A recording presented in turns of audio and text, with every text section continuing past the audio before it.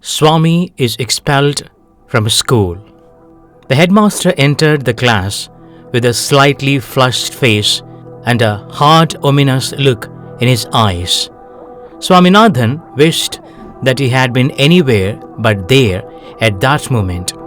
The headmaster surveyed the class for a few minutes and asked, "Are you not ashamed of coming and sitting there after what you did yesterday?" Just as a special honor to them, he read out the names of a dozen students or so that had attended the class. After that, he read out the names of those that had kept away and asked them to stand on their benches. He felt that punishment was not enough and asked them to stand on their desks. Swaminathan was among them and felt humiliated at that eminence. Then they were lectured. When it was over, they were asked to offer explanations one by one. One said that he had an attack of a headache and therefore could not come to school. He was asked to bring a medical certificate. The second said that while he had been coming to school on the previous day, someone had told him that there would be no school and he had gone back home. The headmaster replied, if he was going to listen to every loafer who said there would be no school, he deserved to be flogged. Anyway, why did he not come to school and verify? No answer. The punishment was pronounced. 10 days attendance cancelled. 2 rupees fine.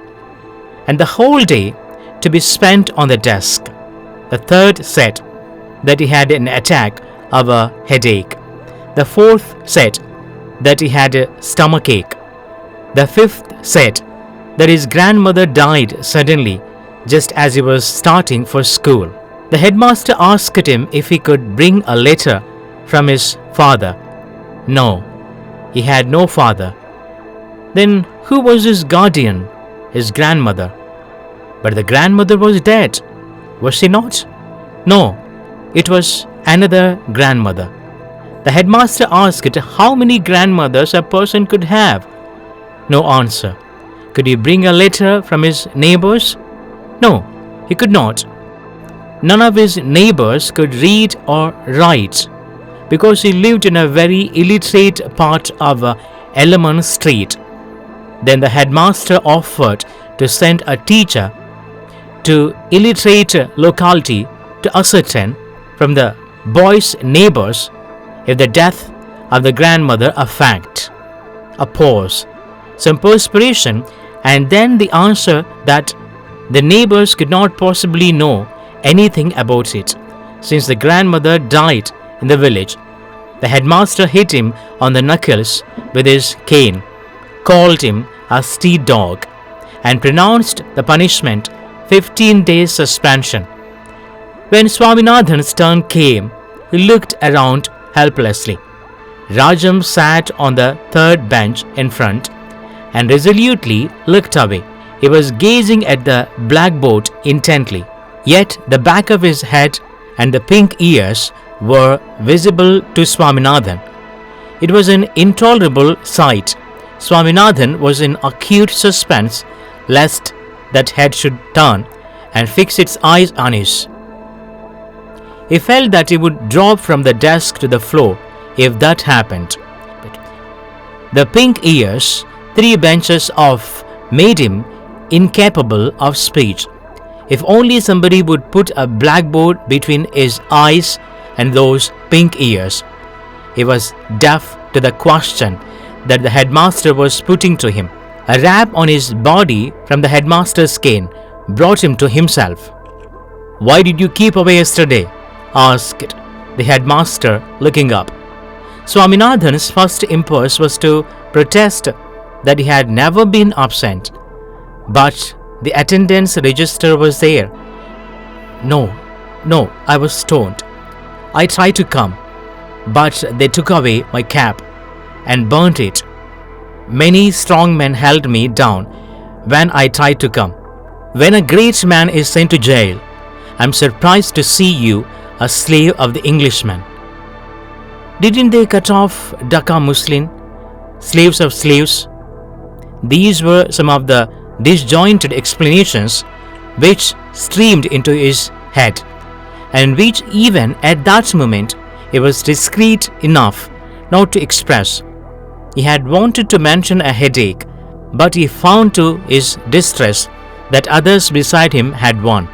Headmaster shouted, "Won't you open your mouth?" He brought the cane sharply down on Swaminathan's right shoulder. Swaminathan kept staring at the headmaster with tearful eyes, massaging with his left hand the spot where the cane was laid. "I will kill you if you keep on staring without answering my question," cried the headmaster. I couldn't come," stammered Swaminathan. "Is that so?"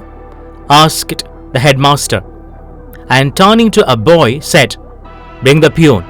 Swaminathan thought, "What? Is he going to ask the peon to thrash me? If he does any such thing, I will bite everybody dead." The peon came.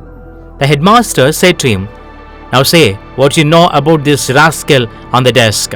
The peon eyed Swaminathan with a sinister look, grunted, and demanded, "Didn't I see you break the panes of the ventilators in my room?"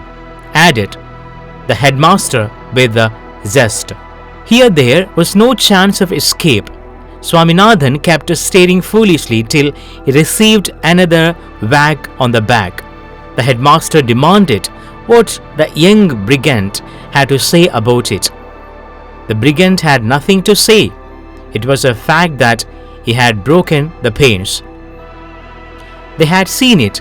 There was nothing more to it. He had unconsciously become defiant and did not care to deny the charge. When another whack came on his back, he ejaculated, "Don't beat me, sir. It pains." This was an invitation to the headmaster to bring down the cane 4 times again. He said, "Keep standing here on the desk, staring like an idiot, till I announce your dismissal." Every pore in Swaminathan's body burnt with the touch of the cane. He had a certain flood of courage, the courage that comes of desperation. He restrained the tears that were threatening to rush out, jumped down, and grasping his books, rushed out muttering, "I don't care for your dirty school."